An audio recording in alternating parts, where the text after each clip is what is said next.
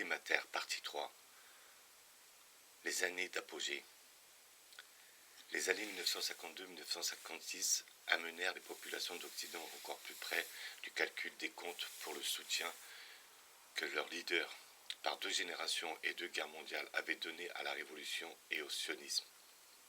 On était en train de les attirer dans 2 guerres qui, de manière prévisible, fusionneraient en une seule guerre servant un but dominant. D'une part, il était engagé par leurs hommes politiques et leur parti dans la préservation de l'État sioniste, dont la politique le déclarée était d'agrandir sa population de 3 ou 4 millions de personnes en 10 à 15 ans, ce qui signifiait la guerre. D'autre part, on les accoutumait quotidiennement à l'idée que c'était leur destinée et devoir de détruire le communisme qui avait submergé la moitié de l'Europe quand l'Occident avait ouvert les vannes, ce qui signifiait la guerre.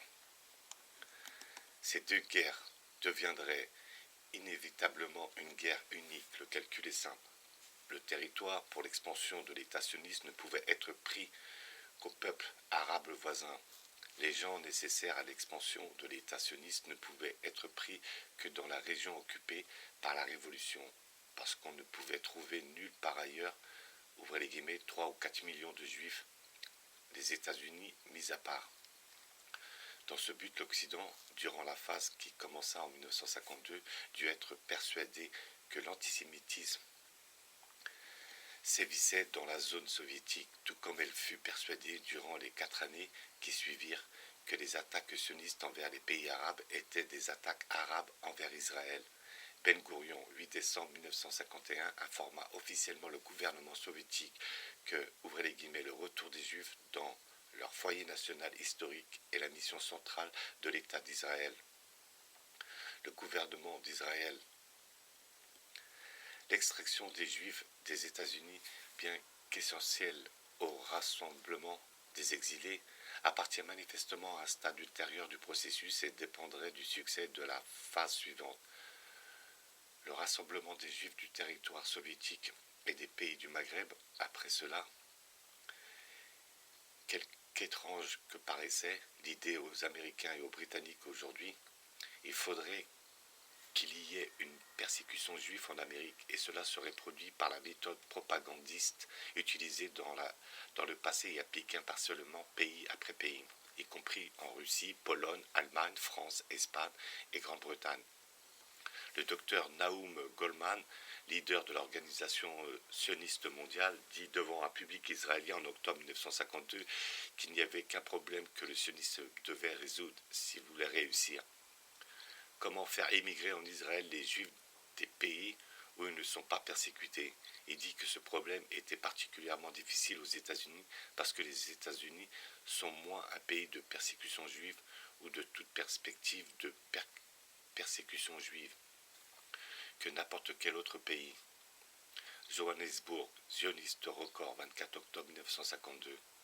Le lecteur remarquera qu'il n'y a aucun pays sans persécution juive. Il y a seulement des degrés de persécution juive dans des pays différents.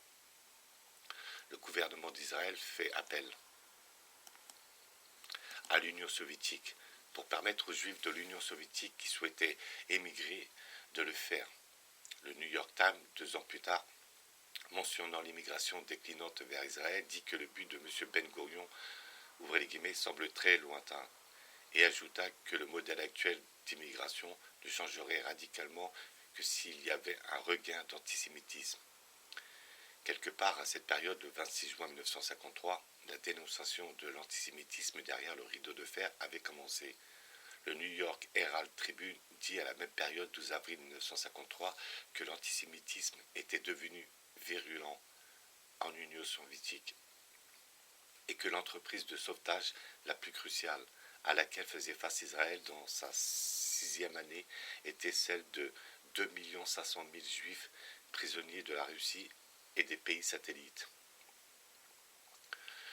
Donc, il était clair à la lumière des 2 guerres mondiales et de leur issue dans les 2 cas que toute guerre entreprise par l'Occident contre le communisme serait en réalité menée dans le but premier de fournir à l'État sioniste de nouveaux habitants venus de Russie, que toute guerre au Moyen-Orient dans laquelle l'Occident s'engagerait serait menée dans le but premier d'agrandir le territoire de l'État sioniste pour y loger cette population plus nombreuse, et que les deux guerres fusionneraient bien en une seule guerre, au cours de laquelle ce but dominant resterait caché aux populations, qui seraient entraînées jusqu'à ce qu'elles soient remportées et entérinées par quelque nouvel instrument mondial à la fin de la bataille. Telle était la position de l'Occident 50 ans après la première capture de M. Balfour et de M. Woodrow Wilson dans les filets du sionisme. J'ai une raison de mettre les mots entre guillemets l'Occident entre guillemets, à savoir que ces mots ne signifient plus ce que l'Occident signifiait avant. Autrefois, le terme signifiait le territoire chrétien, depuis les frontières orientales de l'Europe et en traversant l'Atlantique jusqu'au littoral occidental américain, incluant les pays anglophones reculés d'Amérique du Nord, d'Afrique et des Antipodes. Après la Seconde Guerre, quand la moitié de l'Europe fut abandonnée à la révolution talmudique, ce mot reçut une portée plus limitée dans l'esprit populaire. L'Occident signifiait l'Angleterre et l'Amérique au rang contre la nouvelle barbarie qu'elle extirperait un jour d'Europe et renverrait dans sa barbare terre natale asiatique. L'Amérique et l'Angleterre avant tout représentant encore le monde libre qui un jour serait rétabli sur tout le territoire d'autrefois et avec lui, comme dans les temps anciens, l'espoir des hommes vivant à l'extérieur de ce territoire et qui souhaiteraient être libres. C'est ce que l'esprit populaire comprenait. Militairement, cette supposition était correcte. La force physique de l'Occident, soutenue par l'attente fiévreuse des populations captives, était plus qu'équivalente à la tâche.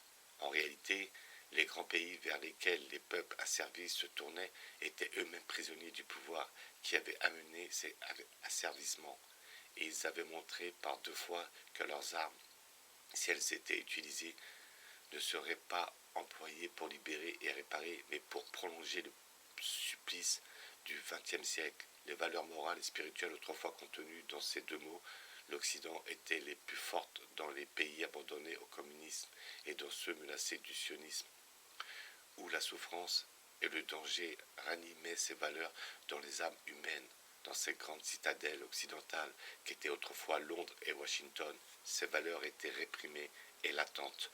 Pour cette raison, l'Amérique n'était pas véritablement qualifiée pour reprendre à l'Angleterre le rôle principal sur la scène mondiale lors de la deuxième moitié du XXe siècle et pour accomplir la tâche de libération que les masses étaient incitées à attendre d'elle. Matériellement, la République fondée presque 200 ans auparavant était extraordinaire.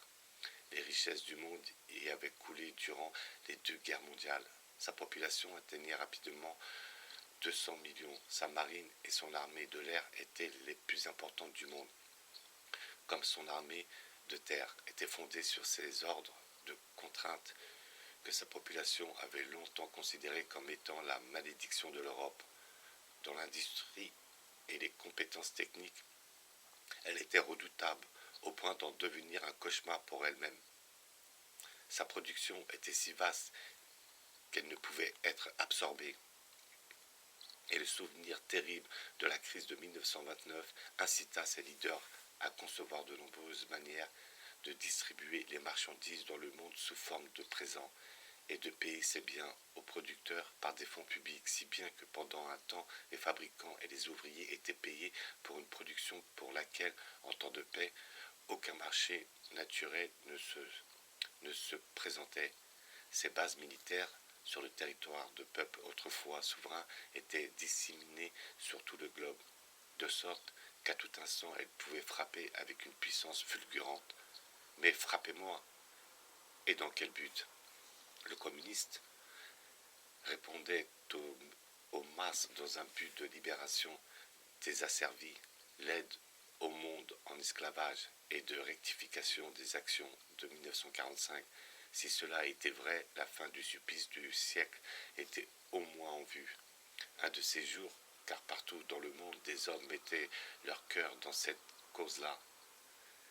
Mais chaque acte majeur du gouvernement à Washington durant les années 1952-1956 démentit ses professions de foi. Le gouvernement semblait plus esclave du pouvoir juif que même les gouvernements britanniques des 50 années précédentes et se révélait incapable de prendre en main toute question importante concernant les affaires étrangères ou intérieures américaines, excepté en termes de leur rapport avec le sort des Juifs, tel que le cas des Juifs lui était présenté par les impérieux sionistes. Aucun petit gouvernement fantoche ne ressembla plus à un vassal dans ses actes que celui-là, même que les masses considéraient comme le gouvernement le plus puissant du monde, celui des États-Unis, sous son chef de l'exécutif, le président Eisenhower, durant les années 1953 à 1956. Comme celle d'un chancelier lors d'une naissance royale, l'ombre du sionisme s'abattit sur la sélection, la nomination et l'élection du général Eisenhower, la fulgurante promotion de ce dernier durant la guerre de 1939 à 1945, du rang de colonel peu versé dans le combat, à celui de commandant suprême de toutes les armées alliées envahissant l'Europe, semble indiquer qu'il fut désigné pour recevoir de l'avancement longtemps auparavant, et les recherches soutiennent cette déduction. Dans les années 20, le jeune lieutenant Eisenhower étudia au National War College à Washington, où un certain M. Bernard Baruch, qui avait joué un rôle si important dans la sélection, nomination et élection du président Woodrow Wilson en 1911-1912, donna ses instructions. M. Baruch, à cette époque précoce, décida que le lieutenant Eisenhower était un élève vedette, et quand le général Eisenhower fut élu président 30 ans plus tard, il dit au vétéran américain qu'il avait pendant un quart de siècle eu le privilège de s'asseoir aux pieds de Bernard et de l'écouter parler. Au début de sa présidence, M. Eisenhower intervint pour résoudre en faveur de M. Baruch un petit conflit au collège de guerre national, où certains s'opposaient à l'acceptation d'un buste de M. Baruch offert par des administrateurs et admirateurs. Aucun buste de civil en vie n'y avait jamais été exposé auparavant. Il est fort possible que le soutien du Conseil des 6 présidents ait facilité l'ascension rapide du lieutenant Eisenhower aux commandes de la plus grande armée de l'histoire. Dans les annales publiques, on peut trouver le soutien que M. Baruch donna quand le général Eisenhower, qui n'avait pas d'affiliation ou d'histoire au parti, se présenta en 1952 comme candidat du Parti républicain pour la présidence. Jusqu'à cet instant, M. Baruch avait été un membre ardent du Parti démocrate, non juste un démocrate ordinaire, mais un fervent défenseur de l'étiquette du parti et un détracteur quasiment fanatique de l'étiquette républicaine. Sa biographie a prouvé. En 1952, M. Baruch devint soudain un fervent défenseur de l'étiquette républicaine, pourvu que M. Eisenhower l'apportât. De toute évidence, de fortes raisons devaient avoir causé ce changement soudain de l'allégeance de toute une vie, et il serait utile de chercher à les découvrir. En 1952, le Parti républicain n'avait pas été au pouvoir depuis 20 ans, selon la seule théorie du balancier. Par conséquent, on s'attendait à ce qu'il revienne au pouvoir et dont évince le Parti démocratique, dont M. Baruch avait été un fervent défenseur pendant 50 ans.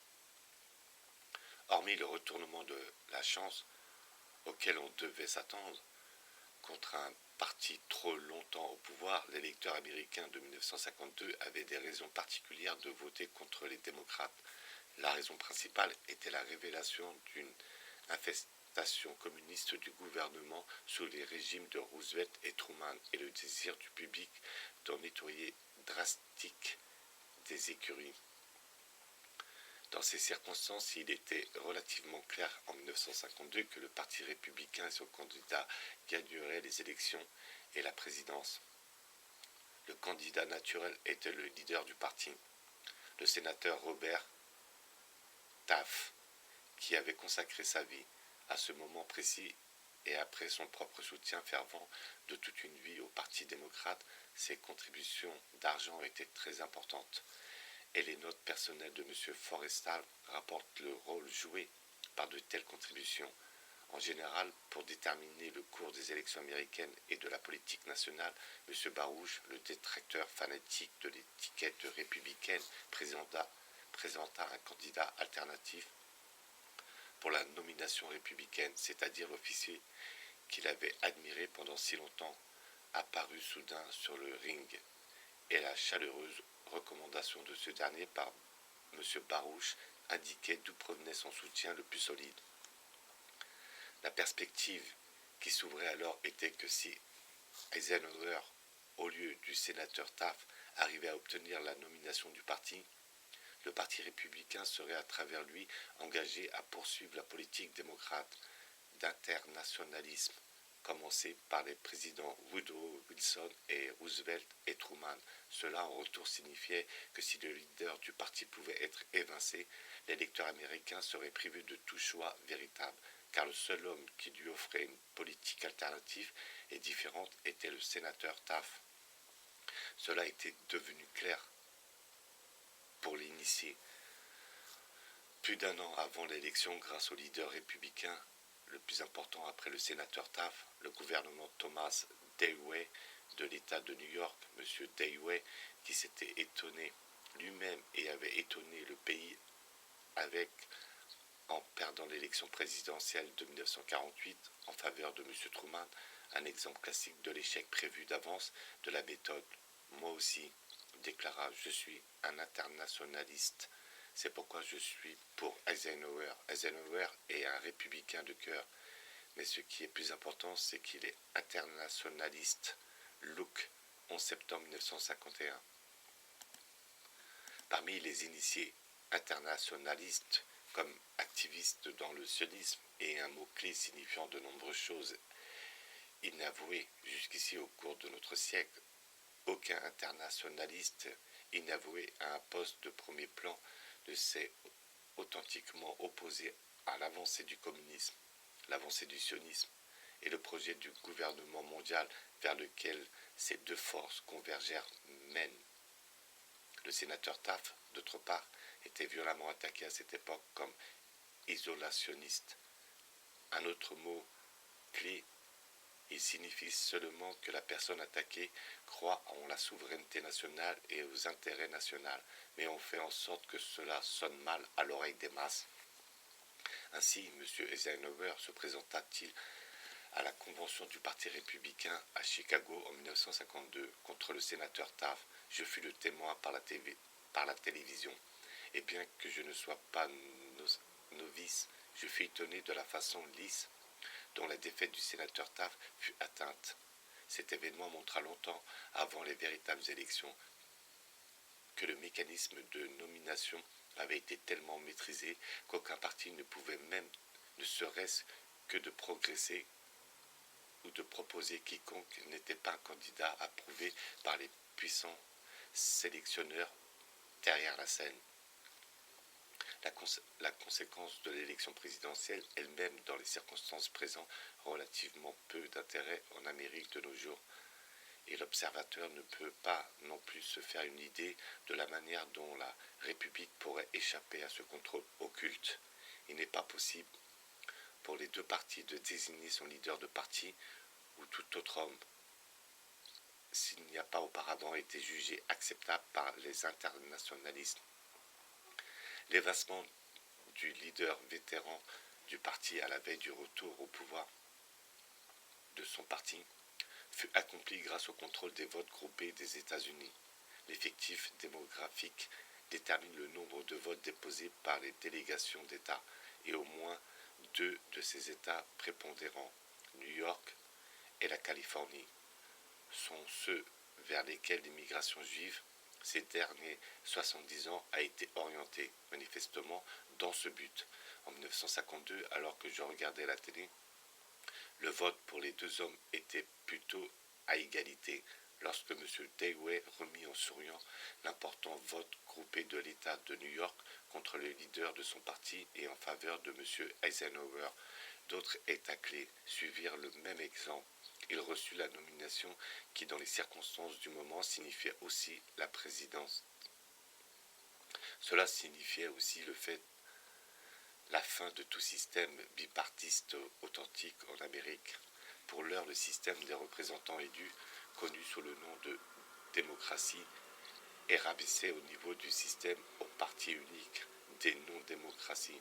Si les deux partis n'offrent pas un véritable choix de politique, la situation fut décrite ainsi à la veille des élections au lecteur juif de Jérusalem Post, 5 novembre 1952, qui les informa qu'il y avait guerre de différence entre les deux, Eisenhower républicain et Stuyvesant démocrate, du point de vue de l'électeur juif, et que l'intérêt juif devrait se concentrer sur le sort des membres du Congrès et des sénateurs considérés comme hostiles à la cause juive. Immédiatement après l'investiture du nouveau président, janvier 1953, le Premier ministre britannique Sir Winston Churchill se précipita en Amérique pour s'entretenir avec celui-ci. Mais pas à Washington, où résident les présidents. Eisenhower proposa qu'ils se rencontrent chez Bernie, entre guillemets, à l'hôtel particulier de M. Barouch sur la 5e avenue, Associated Press, 7 février 1953. À cette période, M. Barouch recommandait avec insistance l'adoption de son plan de bombe atomique comme la seule force de dissuasion efficace contre l'agression soviétique. Ces remarques à la commission du Sénat ont été citées dans un chapitre précédent. Apparemment, il n'était pas si méfiant ou hostile envers les soviétiques, qui en avaient alors l'air, car quelques années plus tard, il dévoila que la notion d'une dictature nucléaire commune américano-soviétique exercée sur le monde l'avait aussi séduit. Il y a quelques années, j'ai rencontré Wyszynski lors d'une soirée et je lui ai dit « Vous avez la bombe et nous avons la bombe. Contrôlons la chose tant que nous le pouvons, parce qu'au moment où nous parlons, toutes les nations sont en train d'obtenir la bombe, ou l'obtiendront tôt ou tard. » Daily Telegraph, 9 juin 1956. L'élection du général Eisenhower, en tant que candidat républicain, priva l'Amérique de son dernier moyen de se dissocier par la répudiation électorale de la politique internationalisme de Wilson Roosevelt Truman. Le sénateur Taft était le seul homme politique important qui, dans l'esprit public, prenait clairement position pour la rupture nette avec cette politique, et manifestement, pour cette raison, les puissances qui gouvernent efficacement l'Amérique depuis les dernières 40 années attachèrent une importance majeure au fait d'empêcher sa nomination. Certains extraits de son livre de 1952 possèdent une valeur historique permanente, ne serait-ce qu'en tant qu'illustration de ce qui aurait pu être si on avait permis à l'électeur républicain de voter pour le leader du parti républicain. Ouvrez les guillemets.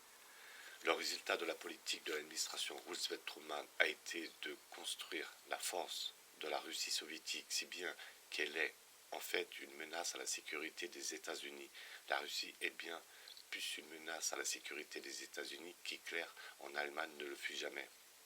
Il ne fait aucun doute que nous possédons la plus grande force navale au monde, et certainement alors que les Britanniques sont nos alliés, un contrôle total des mers dans le monde entier. Nous devrions accepter de porter assistance avec notre propre force maritime et aérienne à toutes les nations insulaires qui désirent notre aide. Parmi elles se trouvent le Japon, Formose, les Philippines, l'Indonésie, l'Australie et la Nouvelle-Zélande du côté atlantique. La Grande-Bretagne, évidemment. Je crois qu'une alliance avec l'Angleterre et la défense des îles britanniques sont bien plus importants qu'une alliance avec toute nation continentale. Avec les Britanniques, il ne peut y avoir de doute sur notre contrôle total des mers et des airs de par le monde. Si nous sommes vraiment sincères concernant notre politique anticommuniste, nous devrions définitivement éliminer du gouvernement tous ceux qui sont directement ou indirectement liés à l'organisation communiste. Fondamentalement, je crois que le but ultime de notre politique étrangère doit être de protéger la liberté du peuple américain. Je sens que les deux derniers présidents ont placé toutes sortes de considérations politiques et tactiques avant leur intérêt pour la liberté et la paix. Il me semble que l'envoi de troupes sans autorisation du Congrès dans un pays qui est attaqué, comme cela fut fait en Corée, est clairement interdit par la Constitution américaine. Ouvrez les guillemets, le projet de l'armée européenne cependant va plus loin. Il inclut l'envoi de troupes à une armée internationale similaire à celle qui fut envisagée sur la Charte des Nations Unies. Je n'ai jamais été satisfait de la Charte des Nations Unies. Elle n'est pas fondée sur une loi qui sous-tend l'ensemble avec une administration de la justice sous cette loi. Je ne vois d'autre choix que de développer notre propre politique militaire et notre propre politique d'alliance sans considération importante pour le pouvoir inexistant des États-Unis à empêcher l'agression. L'autre forme d'organisation internationale qui est poussée avec acharnement sur la population des États-Unis, à savoir un État mondial avec une législature internationale pour faire des lois et un exécutif international pour diriger l'armée de cette organisation, m'apparaît tout du moins en ce siècle comme fantasque, dangereuse et difficilement applicable. Un tel État, à mon avis, s'écroulerait sous 10 ans. Les difficultés à faire tenir une telle tour de Babel sous un gouvernement direct unique seraient insurmontables. Mais par-dessus tout, quiconque suggère un tel plan propose la fin de cette liberté qui a généré dans ce pays le plus grand bonheur que le monde ait jamais vu, et soumettrait le peuple américain au gouvernement d'une majorité qui ne comprend pas la nature des principes américains et a peu de sympathie pour eux. Toute organisation internationale qui vaut le papier sur lequel elle est écrite doit être fondée sur le maintien de la souveraineté de tous les États. La paix doit être recherchée, non en détruisant et en fusionnant les nations, mais en développant l'autorité de la loi dans les relations entre les nations. Ces extraits montrent que le sénateur Taft voyait à travers l'illusion actuelle des nations. Il explique aussi pourquoi son nom était hérésie pour les puissances contrôlant le vote des États clés et pourquoi on ne lui permit même pas de se présenter à l'élection présidentielle. Toute la période de démarche électorale, de nomination, d'élection et de début de présidence de M. Eisenhower fut dominée par la question juive. Il aurait aussi bien pu n'être élu que président des sionistes, tant ses paroles et ses actions furent constamment orientées vers la poursuite de leur ambition. Immédiatement après sa nomination, il dit un certain M. Maxwell Abel, le président de la synagogue unie d'Amérique, ouvrez les guillemets, le peuple juif ne pourrait avoir meilleur ami que moi, et ajouta que ses frères et lui avaient été élevés par leur mère dans les enseignements de l'Ancien Testament. Madame Eisenhower était une fervente adhérente de la secte des témoins de Jéhovah.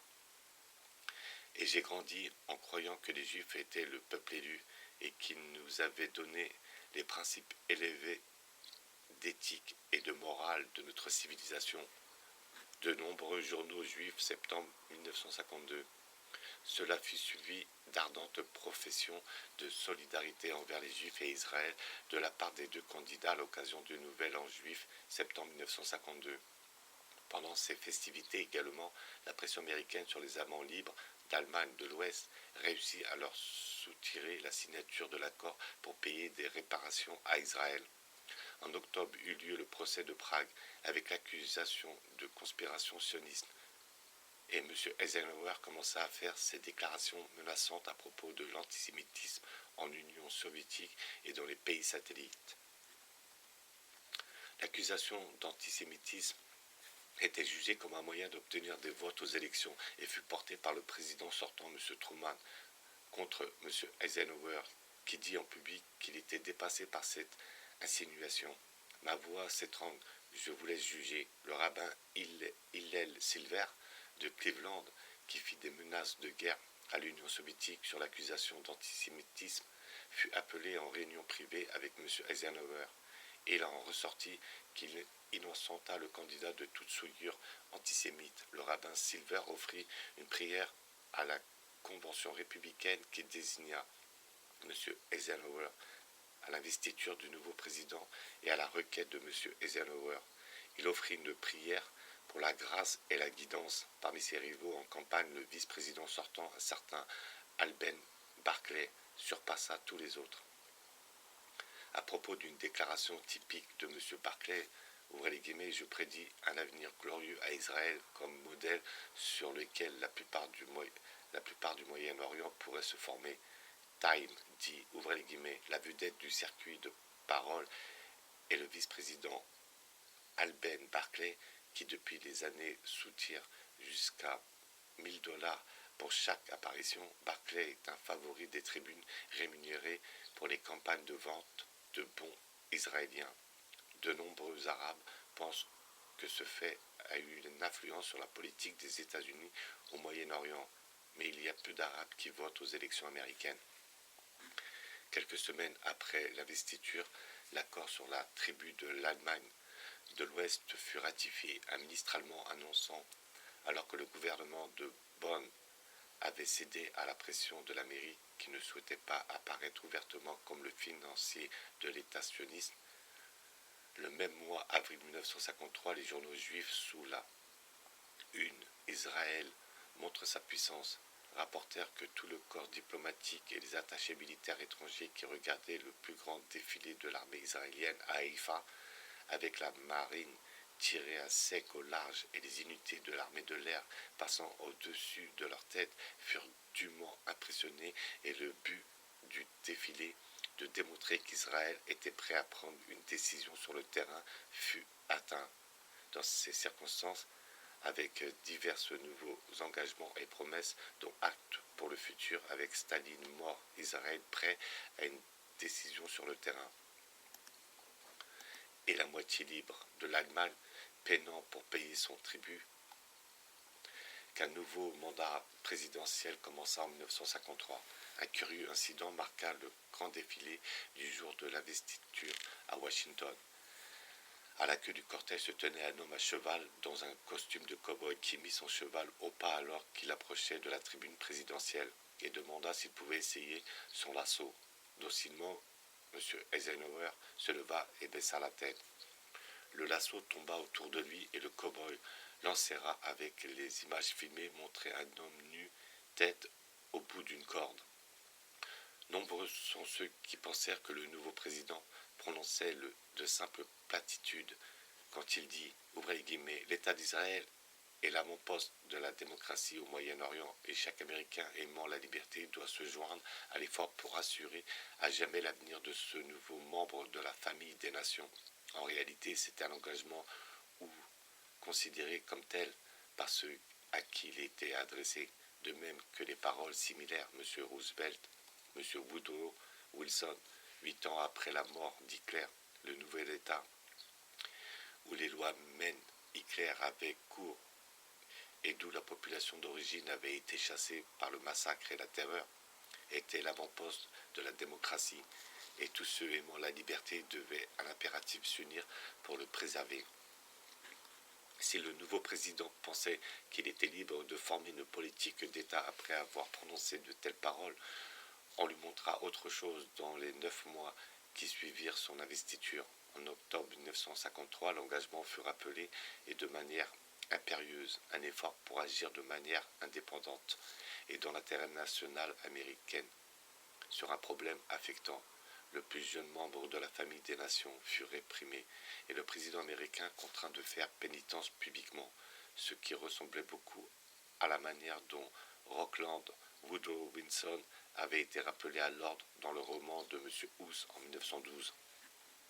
Cette humiliation du chef de ce que l'humanité considérait comme le gouvernement le plus puissant du monde est l'incident le plus significatif de cette histoire qui compte de nombreux épisodes similaires dans leur nature mais moins ouverts à l'appréciation publique. La série d'attaques sionistes envers les États arabes voisins listés dans la partie précédente commença le 14 octobre 1953 lorsque tous les habitants du village arabe de Kirbiya en Jordanie furent massacrés. C'était une répétition du massacre de Deir Yassin de 1948, à la différence qu'il fut perpétré hors de la Palestine. Ainsi, il annonçait délibérément à l'ensemble des